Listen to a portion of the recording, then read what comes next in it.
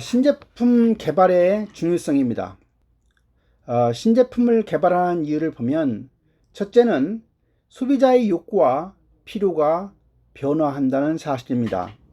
예를 들어서 건강에 대한 관심이 많아진다거나 사람들이 다이어트에 관심이 많아진다거나 과거보다 미용에 더 관심이 많아진다거나 또는 식사를 할 때 저염분 식사를 원한다거나 또는 저지방 푸드를 원한다거나 또는 100세 시대로 가면서 피부 노화 방지에 관심이 많아지는 등, 즉 소비자 욕구와 필요가 변화되기 때문에 결국은 신제품을 개발하는 첫 번째 이유가 됩니다. 두 번째는 제품 수명 주기의 성숙기입니다. 일반적으로 제품이 성숙기에 진입하게 되면 시장 경쟁이 상당히 치열해집니다. 즉 소비자의 관심과 충성도를 자극하기 위해서는 신제품을 개발해야 하는 이유가 되는 거죠. 세 번째는 제품 수명 주기의 쇠퇴기와 관련되어 있습니다.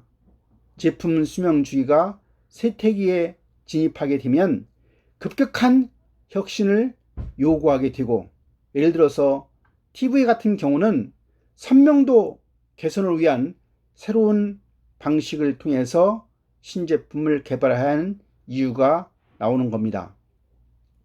네 번째는 외부 환경의 변화입니다. 예를 들어서 음반 시장에서 과거에 레코드가 테이프로, 그리고 요즘에는 주로 우리가 인터넷을 통해서 다운받는 식으로 바뀌는 것도 그런 이유가 될 것이고, 또 3D 프린팅이 등장한다거나 스마트폰 같은 것들이 등장함에 따라서 금융시장에서도 많은 변화를 가져오게 됩니다. 이것이 바로 신제품 개발에 대한 또 하나의 이유가 되겠습니다. 다섯 번째는 경쟁자의 활동입니다. 혁신적인 기술 제품들이 나옴으로 해서 소비자들이 새로운 제품이 사용 구매 후 추천 같은 것 때문에 신제품을 개발하는 이유가 됩니다. 여섯 번째는 제품상의 문제입니다. 새로운 해결책을 제시하는 제공물이 출현하게 되는 기회가 오거나 또는 스마트폰의 등장으로 인해서 신제품을 개발하는 이유가 되겠습니다. 신제품 개발의 중요성과 관련해서 두 번째는 제품에 대한 분류입니다. 우리가 소비자 유형에 따라서 제품을 분류해 보면 첫 번째, 내구 소비자가 있습니다. 내구 소비자라고 하는 것은 TV나 자동차, 냉장고, 가구, 주택처럼 가격이 고가이면서 오랫동안 쓸 수 있는 재화입니다.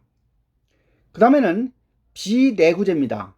비내구재는 음식이나 과자나 종이처럼 수명이 짧고 가격이 그리 높지 않은 것을 이야기합니다.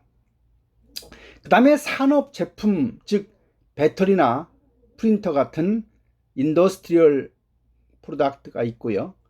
그 다음에는 특수 방어용 군사용 비행기나 발전소나 화학 공장 같은 것들이 있을 수 있습니다. 제품의 새로움이 출현할 때 발생하는 효과는 다음과 같습니다. 첫 번째는 제품 기술의 새로움입니다. 즉 디지털 컴퓨터가 아날로그 컴퓨터를 대체하는 것이 그 예가 되고, 제품 공정의 새로움은 제조 원가의 축소와 품질의 일관성 증대와 관련된 것이고, 제품 특징의 새로움은 휴대폰 같은 소비 전자 제품이 해당이 되고, 제품 사용의 새로움은 가정용으로 사용되는 컴퓨터 칩의 등장이 이에 해당한다고 볼 수가 있습니다. 마지막으로 제품 설계의 새로움도 있습니다. 제품 설계의 새로움은 주로 제조 원가의 감축을 통해서 나오는 효과라고 말할 수가 있습니다. 세상의 새로운 제품이라고 하는 것은 기존의 제품 범주를 근본적으로 변화시키는 제품을 일컫습니다. 신제품이라고 하는 것은 혁신적인 기술을 포함함으로 해서 그러한 신제품이 나오면 소비자들에게 그 신제품의 사용 설명이 필요하게 됩니다.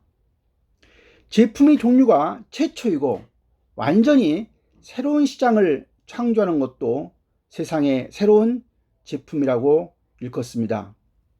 세상의 새로운 제품은 대개 신제품 중에서 약 10%에 해당이 됩니다. 두 번째는 기업의 새로운 제품입니다. 기업의 입장에서 새로운 제품을 말합니다. 기존 제품이 모방 제품이며 기업의 새로운 시장의 진입과 관련되어 있고 신제품 중에서 약 20%에 해당이 됩니다. 세 번째는 기존 제품 라인의 추가입니다. 회사의 현재 시장에서 제공하는 제품을 새롭게 설계하거나 라인을 확장하는 것을 말합니다.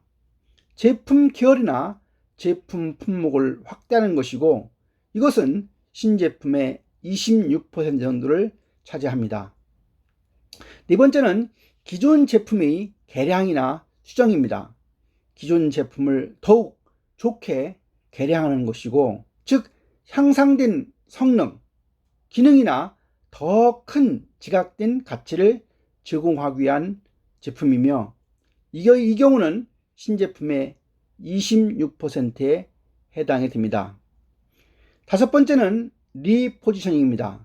기존 제품의 포지션을 새로운 용도나 새로운 이용으로 새롭게 조정하는 제품이며 약 신제품의 7%를 차지합니다.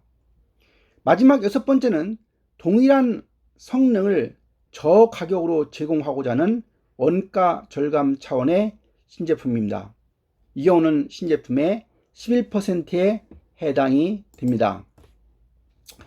엔소프의 제품과 성장 전략을 보면 네 가지 1상한, 2상한, 3상한, 4상한으로 구분할 수가 있습니다.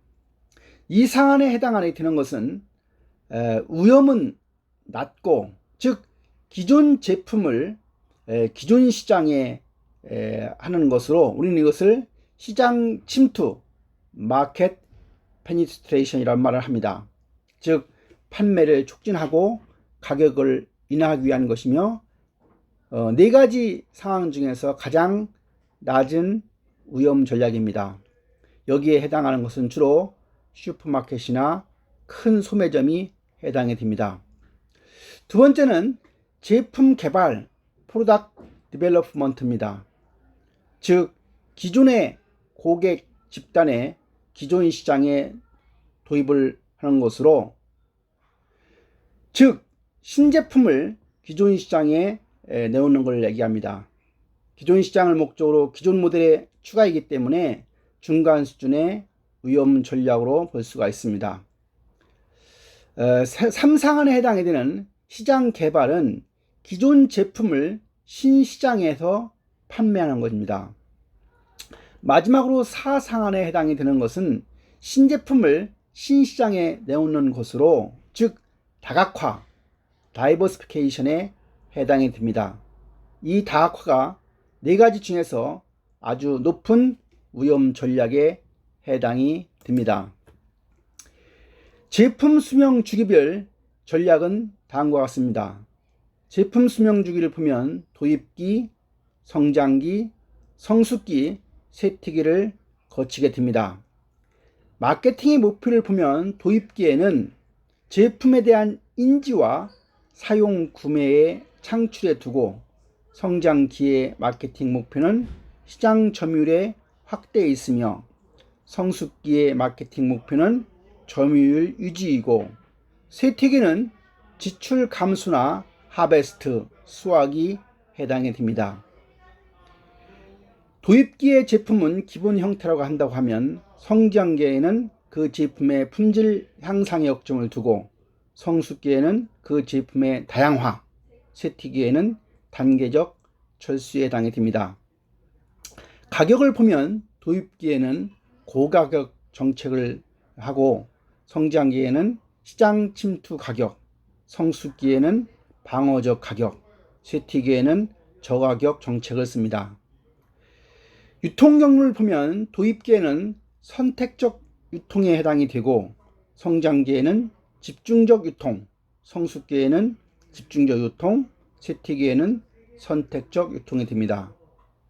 광고를 보면 도입기에는 인지도를 구축하는 것에 관심이 있고 성장기에는 인지도나 관심을 제고하는 데에 관심이 있고 성숙기는 제품 편익을 강조하고 쇠퇴기에는 최소한의 광고를 하는 것이 특징입니다.